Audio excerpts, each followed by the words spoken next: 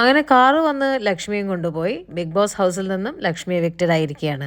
ഓരോരുത്തരും സേഫായി ഇരുന്നപ്പോൾ ബാക്കി വന്നത് ലക്ഷ്മിയും അക്ബറായിരുന്നു. അക്ബറിനൊപ്പം ലക്ഷ്മി വന്നപ്പോൾ തന്നെ കാഴ്ചക്കാർക്ക് മനസ്സിലായിട്ടുണ്ട് ലക്ഷ്മിയാണ് ഇന്ന് ഔട്ടാവാൻ പോകുന്നത്. പുള്ളിക്കാരി കുഴപ്പമില്ലാത്തൊരു മത്സരാർത്ഥി തന്നെയായിരുന്നു. കാരണം ഇപ്പം എവിക്റ്റ് ആവാനുള്ള ഒരാളാണോ എന്ന് ചോദിച്ചാൽ അവിടെ ഒരുപാട് കളിക്കാത്തതും വീക്കായിട്ടുള്ള മത്സരാർത്ഥികളുണ്ട്.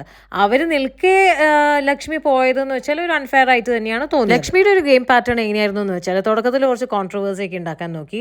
അത് ചൂളിപ്പോയിന്ന് കണ്ടപ്പോൾ പുള്ളിക്കാരി പിന്നെ എവിടെ പ്രശ്നമുണ്ടോ അതിൻ്റെ ഉള്ളിൽ കയറി അഭിപ്രായം പറഞ്ഞു അതൊന്ന് കുറച്ച് കലക്കി. അങ്ങനെയാണ് പുള്ളിക്കാരുടെ പിന്നെയുള്ള ഒരു ഗെയിം പ്ലാൻ പോയിരുന്നത്. പക്ഷെ ഇതൊന്നും പ്രേക്ഷകരുടെ മനസ്സിൽ ഇടം നേടാനോ അല്ലെങ്കിൽ പിന്തുണ ലഭിക്കാനോ സഹായിച്ചിട്ടില്ല. സ്റ്റേജിൽ നിന്നും പറഞ്ഞത് വെച്ചിട്ട് നെവിനോടാണ് പിന്നെയെങ്കിലും കുറച്ച് അറ്റാച്ച്മെന്റ് ഉള്ളതായിട്ട് തോന്നിയത്. അനീഷിനോട് എന്തെങ്കിലും പറയുന്ന പ്രതീക്ഷിച്ചു. പക്ഷെ എല്ലാവരോടും പറയുന്ന പോലെ കാഷ്വൽ ആയിട്ട് അനീഷിനോടും ബായി മാത്രമേ പറഞ്ഞിട്ടുള്ളൂ. പുള്ളിക്കാരിക്ക് ബിഗ് ബോസ് ഹൗസിൽ അങ്ങനെ ആരോടും പ്രത്യേകിച്ച് ഒരു അടുപ്പുണ്ടായിരുന്നില്ല. തിരിച്ചും ആർക്കും ലക്ഷ്മിയോട് ഒരു അടുപ്പുണ്ടായിരുന്നില്ല. അതുകൊണ്ട് തന്നെ എവിക്റ്റ് ചെയ്തപ്പോൾ ആരുടെ മുഖത്തൊരു ഭാവമാറ്റോ വ്യത്യാസമോ അല്ലെങ്കിൽ വിഷമോ ഒന്നും കണ്ടില്ല. എല്ലാവരും അത് നന്നായി എന്നുള്ള തരത്തിലായിരുന്നു നിന്നിരുന്നത്.